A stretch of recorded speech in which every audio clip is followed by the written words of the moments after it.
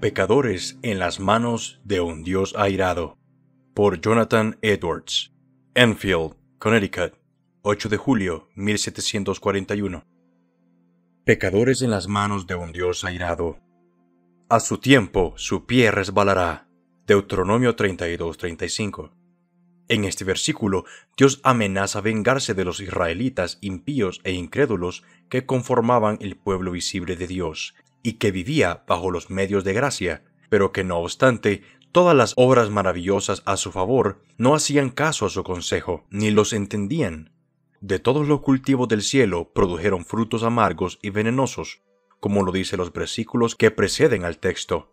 La expresión que he escogido para mi texto, a su tiempo su pie resbalará, parece indicar lo siguiente con respecto al castigo y la destrucción a los cuales estaban expuestos estos israelitas impíos. Número 1. Indica que siempre estuvieron expuestos a ser destruidos, tal como el que se para o camina en lugares resbalosos siempre está expuesto a caer. Esto implica la manera como será destruido, la cual se representa como sus pies resbalando. Lo mismo expresa el Salmo 73, versículo 18. Ciertamente los has puesto en deslizaderos, en asolamientos los harás caer. Número 2. Implica que siempre habían estado expuestos a una destrucción inesperada y repentina. Al igual como el que camina por lugares resbalosos está expuesto a caer en cualquier momento, no puede predecir si al instante siguiente seguirá de pie o caerá súbitamente, sin advertencia, lo cual también expresa el Salmo 73, versículo 18 al 19. Ciertamente los has puesto en deslizaderos, en asolamientos los harás caer. ¿Cómo han sido asolados de repente? Perecieron, se consumieron de terrores. Número 3. Otra cosa implicada es que caerán por su propia culpa, sin que nadie los empuje a tierra. De hecho, el que está de pie o camina en suelo resbaloso no necesita nada fuera de su propio peso que lo tire al suelo. Número 4. La razón por la que no han caído aún, ni caen ahora, es solo porque el tiempo señalado por Dios no ha llegado, porque dice que cuando llegue ese momento señalado, su pie resbalará. Entonces dejará que caigan por su propio peso. Dios no los seguirá sosteniendo en esos lugares resbalosos, sino que los soltará y entonces, en ese mismo instante, caerán a su destrucción, tal como aquel que anda en un terreno declive y resbaloso al borde de un abismo y no puede sostenerse solo. Cuando lo sueltan, cae instantáneamente y desaparece. El comentario acerca de las palabras que ahora quiero enfatizar es este: no existe nada que mantenga fuera del infierno en ningún momento a los impíos, sino simplemente la discreción de Dios. Al decir discreción de Dios me refiero a su discreción soberana, su voluntad absoluta, no restringida por ninguna obligación ni obstaculizada por ninguna dificultad, ni ninguna otra cosa que quisiera indicar que la simple voluntad de Dios no tiene en ningún momento, en ningún grado o en ningún sentido nada que ver con la preservación de los impíos en ninguna instancia. La verdad de esta observación se hace evidente al considerar lo siguiente. Número 1. A Dios no le falta poder para echar a los impíos al infierno en cualquier momento. Las manos de los hombres no tienen fuerza cuando Dios se levanta. Los más fuertes no tienen el poder para resistirle, ni nadie puede librarse de sus manos. Él no solo es capaz de arrojar a los impíos en el infierno, sino que puede hacerlo con mucha facilidad.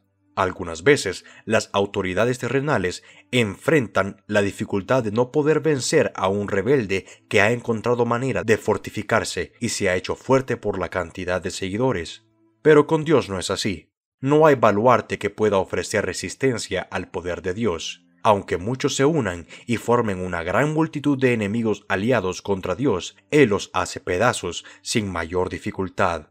Son como manojos de paja en el torbellino o gran cantidad de rastrojos en las llamas devoradoras. No es fácil pisotear y aplastar un gusano que vemos arrastrarse por el suelo, también nos hace fácil cortar o chamuscar un hilo delgado del cual cuelga algo. Y así de fácil es para Dios, a su discreción, hacer caer a sus enemigos al infierno. ¿Qué somos nosotros para pretender hacerle frente a Él, ante cuya reprensión la tierra tiembla y ante quien las rocas se desploman? Número 2. Ellos merecen ser echados al infierno, por lo tanto, la justicia divina nunca se interpone. No objeta el que Dios use su poder en cualquier momento para destruirlos. Más bien, por el contrario, la justicia clama pidiendo el castigo infinito de sus pecados. La justicia divina dice del árbol que produce las uvas de Sodoma: córtalo, ¿para qué inutiliza también la tierra? Lucas 13:7. La espada de la justicia divina está en cada momento blandeada sobre sus cabezas, y lo único que la detiene es la mano de deliberada misericordia y de mera voluntad de Dios. Número 3. Ellos ya han sido sentenciados a condenación en el infierno. No solo merecen con justicia ser arrojados en él, sino que la sentencia de la ley de Dios, esa regla eterna e inmutable de justicia que Dios ha determinado entre él y la humanidad, ha dado su fallo en contra de ellos, y bajo ese fallo permanecen de manera que van camino al infierno. El que no cree ya ha sido condenado. Juan 3:18. Así que todos los inconversos pertenecen propiamente al infierno. Ese es su lugar, de allí son. Vosotros sois de abajo. Juan 8:23. Todos están amarrados allí. Es el lugar de la justicia. La palabra de Dios y la sentencia de su ley inmutable les ha asignado. Número 4. Ellos son ahora el objeto de esa misma cólera e ira de Dios expresadas en tormentos del infierno. Y la razón por la que no descienden al infierno a cada momento es porque Dios, bajo cuyo poder se encuentran, no esté en ese preciso momento airados con ellos, como lo está con las muchas criaturas desgraciadas que ahora están siendo atormentadas en el infierno, donde sienten y viven el furor de su ira. Sí, Dios está mucho más airado con muchos ahora sobre la tierra, aún sin duda con algunos que leen este folleto, quienes, creyéndose a salvo, se encuentran en las mismas condiciones que aquellos que ahora están en las llamas del infierno. Pero no es porque Dios pase por alto su impiedad, ni se ofenda que no actúa y los quita de en medio. Dios no es para nada como ellos, aunque se creen que lo es. La ira de Dios arde en contra de ellos, su condenación no duerme. El abismo está preparado, el fuego está listo, la caldera está caliente, todo está dispuesto para recibirlos. Las llamas rugen y arden. La espada resplandeciente y afilada está blandida sobre ellos, y el abismo ha abierto su boca debajo de ellos. Número 5. El diablo está listo para arremeter contra ellos y tomarlos como suyos en el preciso instante que Dios se lo permita. Le pertenecen a él, posee sus almas y están bajo su dominio. Las Escrituras lo presentan como su posesión. Lucas 11:21. Los demonios los vigilan, siempre están a su lado, los están esperando como leones hambrientos y codiciosos que ven su presa y esperan tenerla, pero por el momento se retienen. Si Dios retirara su mano, que los detiene, arremeterían sobre sus pobres almas. La serpiente antigua los ansía, el infierno abre su amplia boca para recibirlos, y si Dios lo permitiera, serían rápidamente tragados y perdidos. Número 6. Reinan en el alma de los impíos esos príncipes infernales que se encenderían y flamearían en el infierno ya mismo si no fuera porque Dios los refrena. En la naturaleza misma del hombre carnal está el fundamento de los tormentos del infierno. Están esos principios corruptos que reinan en ellos y los poseen plenamente, que constituyen la semilla del fuego del infierno. Los principios están activos y son poderosos. Son excesivamente violentos en su naturaleza y si no fuera por la mano restrictiva de Dios sobre ellos, pronto estallarían y arderían de la misma manera como lo hace la corrupción y enemistad en los corazones de las almas ya en condenación, y engendrarían los mismos tormentos que engendran en estos. Las almas de los impíos son comparadas en las Escrituras como el tempestuoso mar, Isaías 57:20. Por ahora, Dios refrena la maldad de ellos con su gran poder, como lo hace con las olas embravecidas del mar, diciendo: «Hasta aquí llegarás y de aquí no pasarás». Pero si Dios retirara ese poder frenador, arrasaría con todo. El pecado es la ruina y la perdición del alma, es destructivo en su naturaleza, y si Dios no lo restringiera, ya no necesitaría ninguna otra cosa para hacer sufrir más al alma. La corrupción del corazón del hombre es inmoderada e ilimitada en su furor, Y mientras vivan aquí los impíos, es como un fuego contenido por el curso de la naturaleza. Y como el corazón ahora es todo pecado, de no ser restringido, al instante convertiría el alma en un horno ardiente o en una caldera de fuego y azufre. Número 7. El hecho de que la muerte no sea algo visible no es en ningún momento ninguna seguridad para los impíos. No es ninguna seguridad para el hombre natural el hecho de que ahora goce de buena salud, ni que no contemple la posibilidad de partir de este mundo inmediatamente por algún accidente, ni el que no reciba ningún peligro en ningún aspecto de sus circunstancias presentes. Las multifacéticas y continuas experiencias de toda la humanidad prueban que el hombre se encuentra siempre al borde de la eternidad, de que su próximo paso puede ser a otro mundo. Las maneras invisibles e insospechadas de cómo las personas parten de este mundo son innumerables e inconcebibles. Los inconversos caminan sobre el abismo del infierno, sobre una cobertura podrida, y hay incontables lugares en esta cobertura que son muy débiles e imperceptibles. Las flechas de la muerte vuelan al mediodía, ni la vista más aguda las puede discernir. Dios tiene tantas maneras diferentes e inexplicables de sacar a los impíos de este mundo y de mandarlos al infierno, que nada hay que haga parecer que Dios necesita depender de un milagro o que debe cambiar el curso normal de su providencia para destruir en cualquier momento al impío que quiera. Todas las maneras como los pecadores pueden partir de este mundo están tan en las manos de Dios, tan universal y absolutamente sujetas a su poder y determinación, que no depende de nada que no sea sencillamente la voluntad de Dios, el que los pecadores se vayan en cualquier momento al infierno o que todavía sigan aquí. Número 8. La prudencia del hombre natural y el cuidado de su propia vida o el cuidado de los otros para preservarla no le aseguran ni un instante de vida. La providencia divina y la experiencia universal dan testimonio de esto. Existe esta clara evidencia de que la sabiduría propia del hombre no lo asegura en contra la muerte. Si fuera de otro modo, veríamos algunas diferencias entre los sabios y los políticos del mundo y otros, en cuanto a su propensión a una muerte temprana e inesperada. En cambio, ¿cuál es la realidad? También morirá el sabio como el necio. Eclesiastés 2:16. Número 9. Todos los esfuerzos y maquinaciones que los impíos usan para escapar del infierno, a la vez que rechazaban a Cristo y siguen siendo impíos, no los libera del infierno ni por un instante. Casi todos los hombres naturales que se enteran del infierno se engañan creyendo que escaparán, que su propia seguridad depende de ellos mismos. Se felicitan por lo que han logrado y lo que están logrando y por lo que tienen la intención de lograr. Cada uno hace su propio razonamiento, cómo evitará la condenación, y se felicita de que planea bien lo suyo y que sus estratagemas no fallarán. Oye decir que pocos se salvan y que la mayoría de los hombres que han muerto hasta ahora se han ido al infierno, pero cada uno se imagina que tiene un plan más eficaz que los demás para escapar. No tiene ninguna intención de ir a ese lugar de tormento. Se dice en su interior que se encargará de que eso no suceda y organiza sus cosas de modo que no fallará. Pero los hijos necios de los hombres se engañan miserablemente con sus propias estrategias y confiando en su propia fuerza y sabiduría. No confían en más que una mera sombra. La mayoría de estos que hasta ahora han vivido bajo esas mismas esperanzas, ahora han muerto e indudablemente ido al infierno. Y no ha sido porque fueran menos sabios que los que ahora viven. No ha sido porque no organizaran sus asuntos tan bien como miras a asegurarse su propia liberación.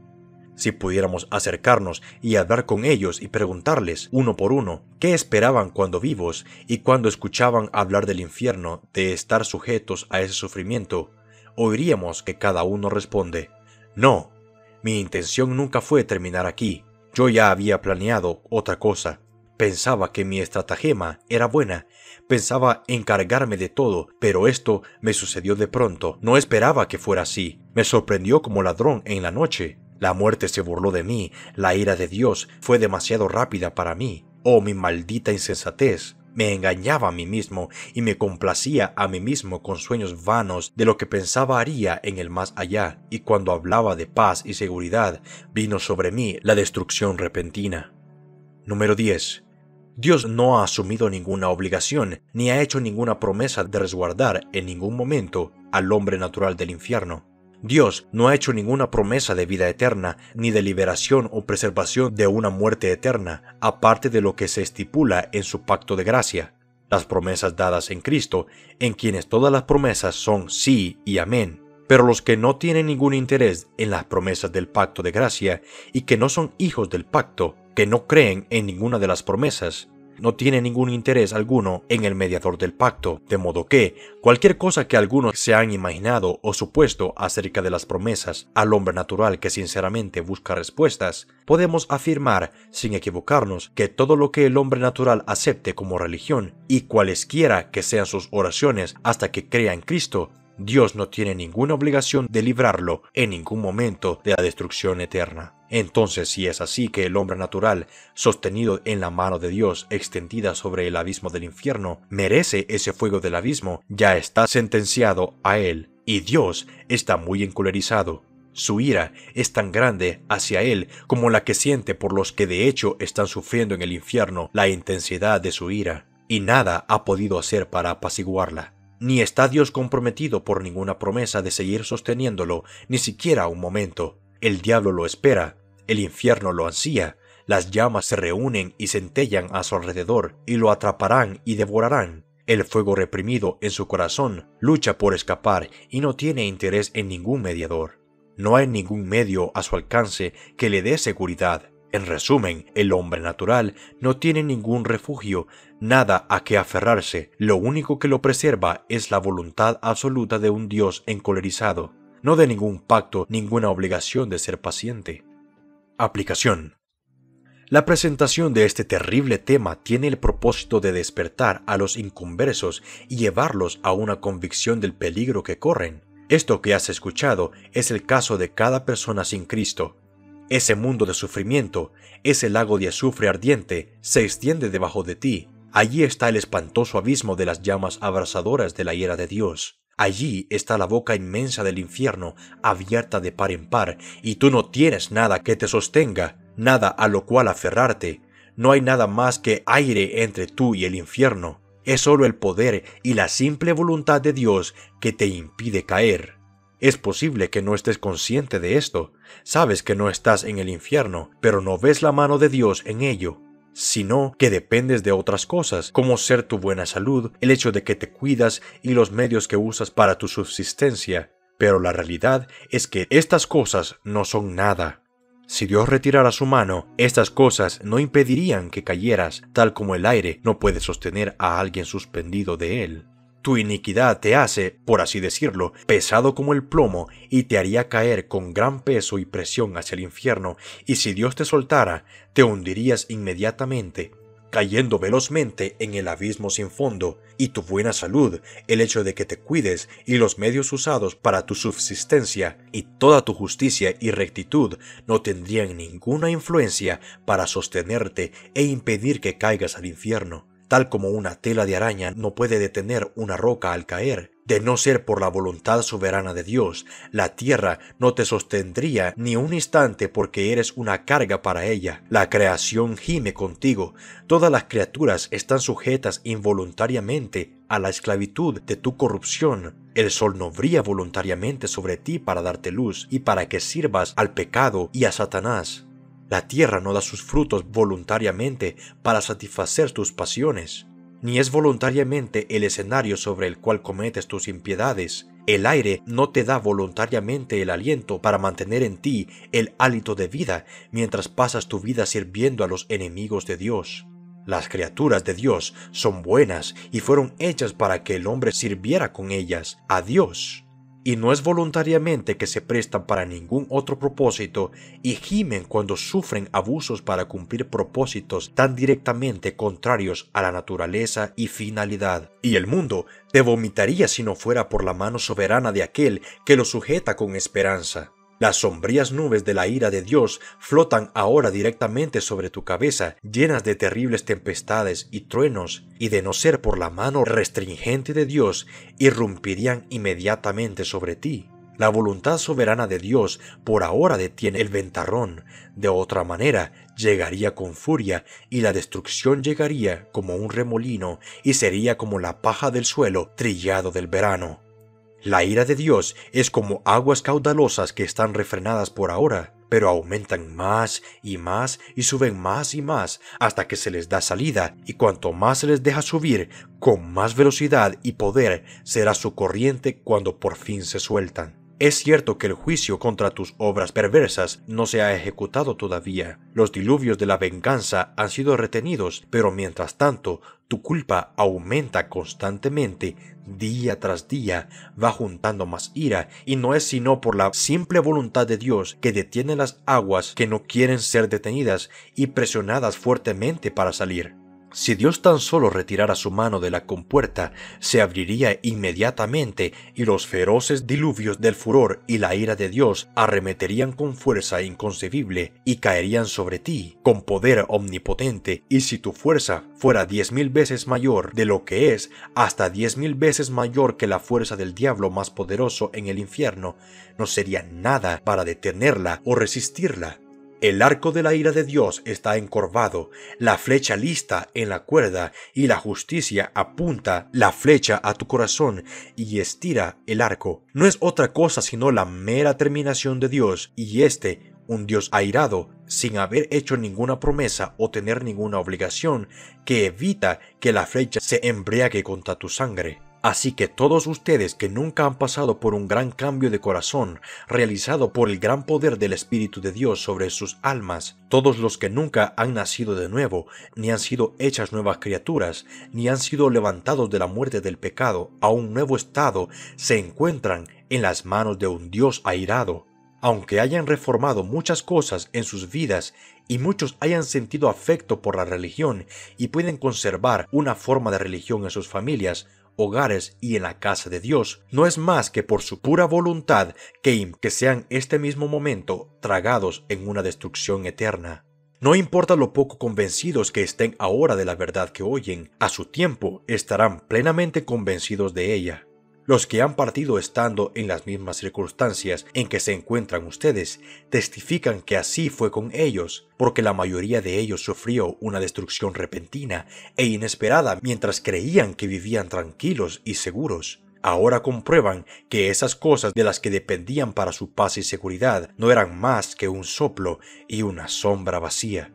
El Dios que te mantiene sobre el abismo del infierno, muy parecido a como uno sujeta una araña o un insecto repugnante sobre el fuego, te aborrece y está enardecido. Su ira contra ti arde como fuego. Te considera indigno de otra cosa que no sea de ser echado en el fuego. Sus ojos son tan puros que no aguantan mirarte.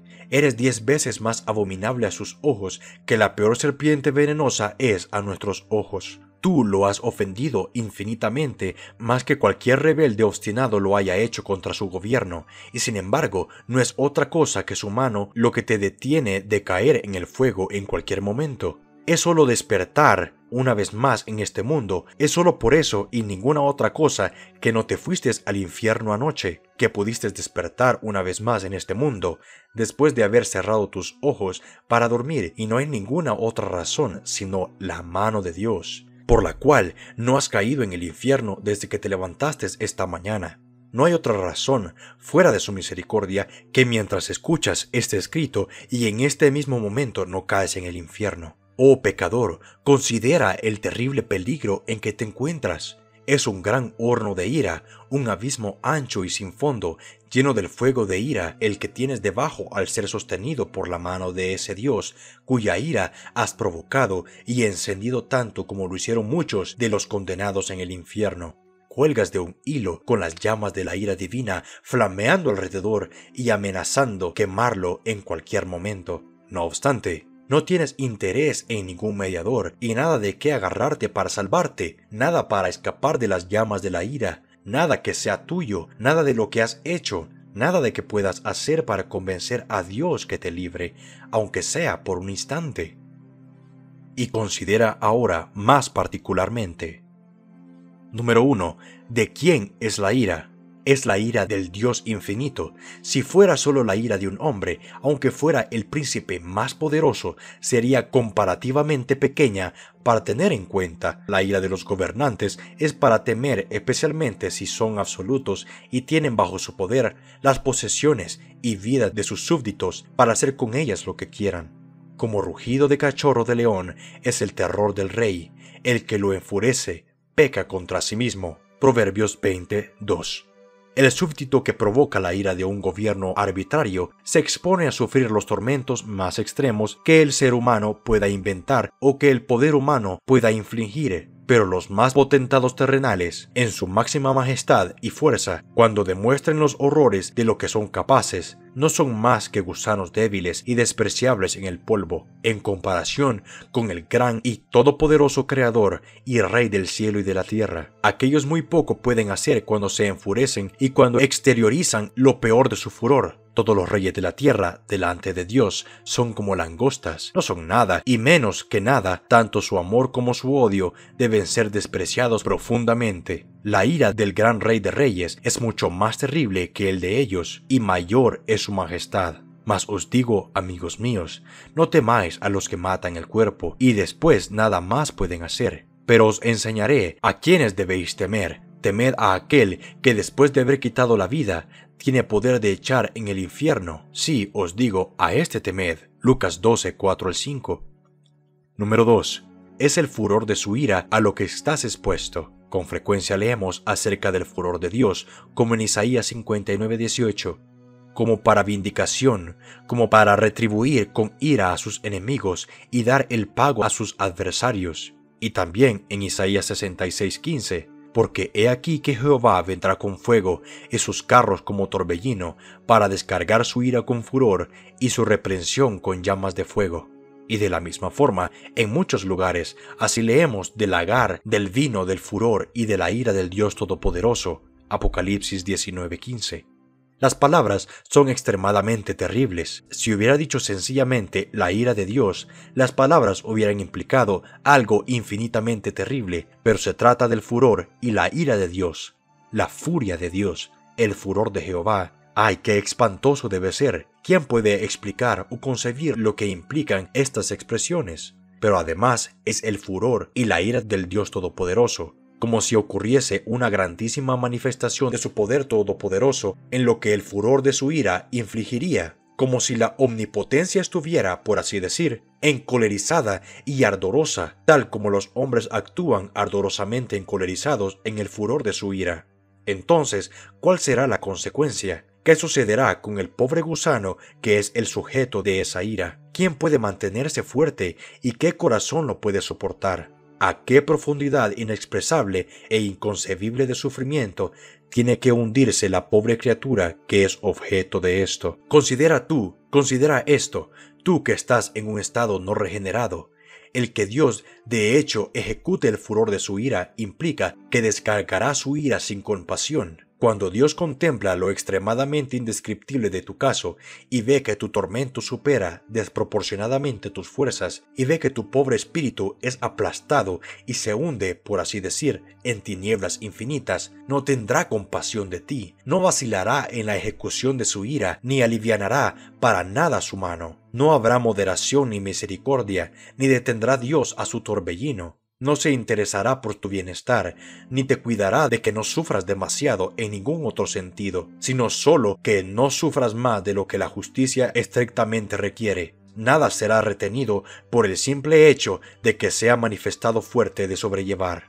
Pues también yo procederé con furor, no perdonará mi ojo, ni tendré misericordia, y gritarán a mis oídos con gran voz, y no los oiré. Ezequiel 8:18. En cambio, es ahora cuando Dios está dispuesto a tenerte compasión. Este es el día de misericordia. Ahora puedes clamar con esperanza de recibir misericordia. Pero una vez que el día de misericordia haya pasado, tus gritos y tus alaridos más lamentosos y dolorosos serán en vano. Estarás totalmente perdido y descartado por Dios, quien no se interesará de tu bienestar. Dios no tendrá nada más que hacer contigo que causarte sufrimiento. Tu existencia será para ese único fin, porque serás una copa de ira hecha para destrucción, y no habrá ningún otro uso para esta copa fuera de ser llenada de la ira divina. Dios distará tanto de tenerte compasión cuando clamas a Él, que solamente reirá y se burlará. Por cuanto llamé y no quisistes oír, extendí mi mano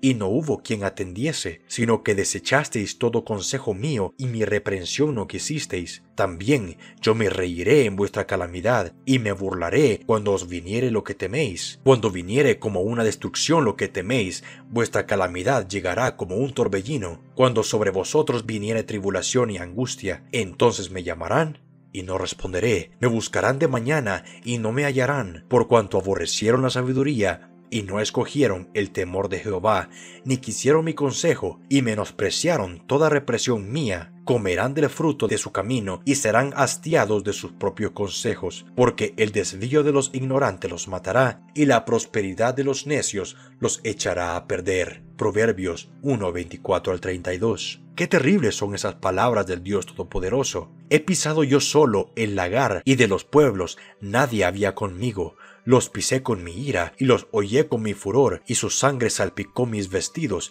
y manché todas mis ropas. Isaías 63:3. Es probablemente imposible concebir palabras que expresen mejor estas tres cosas en toda su magnitud que desprecio, odio y furiosa indignación. Si clamas a Dios pidiendo misericordia, tan lejos está de sentir compasión por ti en tu lúgubre estado o de mostrarte ningún favor, que en cambio te hollará bajo sus pies, y aunque sepa que no puedes soportar el peso de su omnipotencia sobre ti, no te tendrá ninguna consideración, sino que te aplastará bajo sus pies sin misericordia. Te desangrará y tu sangre salpicará sus vestidos, tanto que los manchará completamente.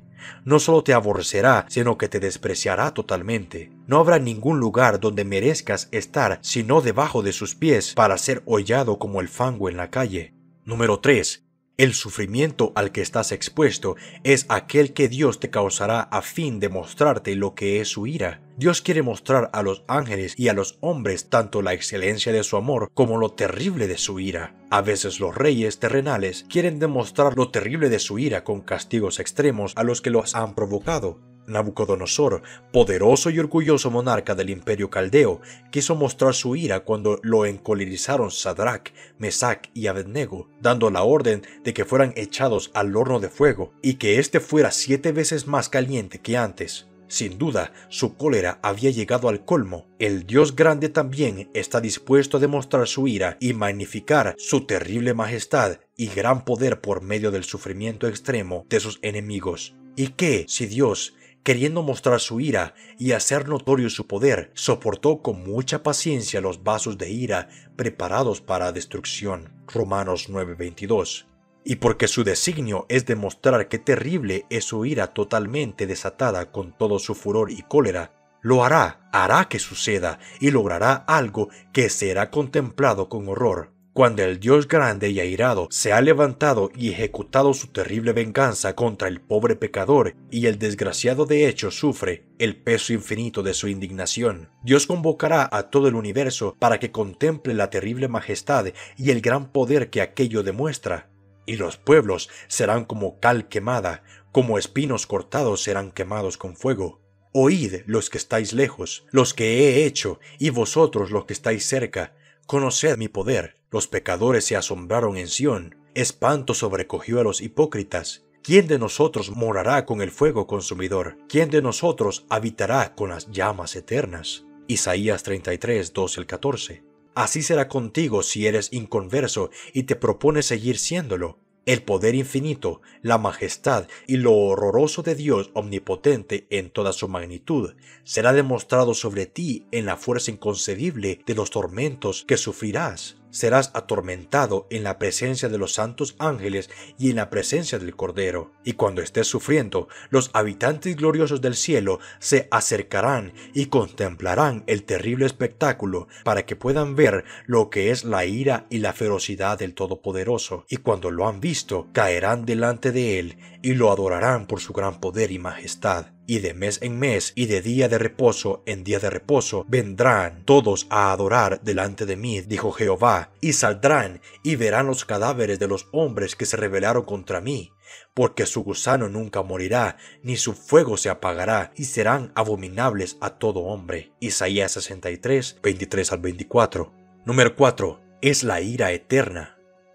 Es una ira eterna. Sería terrible sufrir aún por un instante el furor y la ira del Dios Todopoderoso, pero lo que sufrirás será por toda la eternidad. Este sufrimiento horrible no tendrá fin. Cuando mires hacia el futuro, verás una larga eternidad, una duración sin fin delante de ti que consumirá tus pensamientos y sorprenderá tu alma, y perderás toda esperanza de alguna liberación, algún final y alguna disminución de tus sufrimientos. Comprenderás que tendrás que pasar largos millones y millones de siglos luchando y contendiendo con esta venganza todopoderosa y sin misericordia. Y cuando llegues a ese punto, cuando hayas pasado muchas eras en este estado, sabrás que es apenas un pedacito de lo que todavía te falta.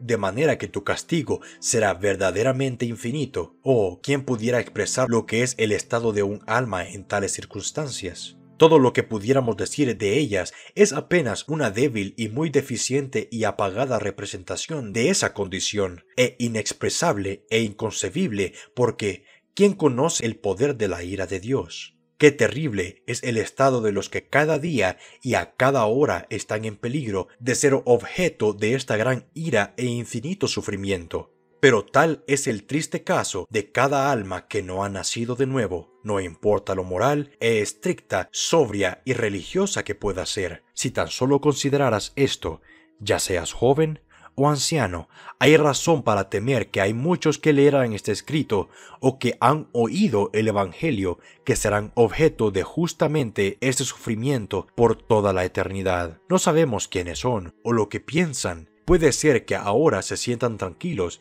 y que oigan estas cosas sin alterarse y se engañen diciendo que esto no se aplica a ellos, asegurándose a sí mismos que escaparán. Si supiéramos que hay una persona, apenas una entre las que conocemos, que estaría sujeto a este sufrimiento, qué horrible sería tener que pensarlo. Si supiéramos quién es, qué espectáculo horrible sería verlo, cómo se levantaría el lamento amargo por él. Pero ¡ay! ¿Cuántos recordarán este mensaje en el infierno? Y algunos quizá estén en el infierno dentro de poco, aún antes del fin de año. Y nos sorprendería el que algunos lectores que ahora gozan de buena salud, que se encuentran tranquilos y seguros, estarán allí antes de la mañana. Tú que sigues en el curso natural de tu vida, que serás librado por un tiempo del infierno, allí estarás dentro de poco. Tu condenación no duerme, vendrá pronto y muy probablemente muy súbitamente. Tienes razón para preguntarte por qué no estás ya en el infierno. Es indudable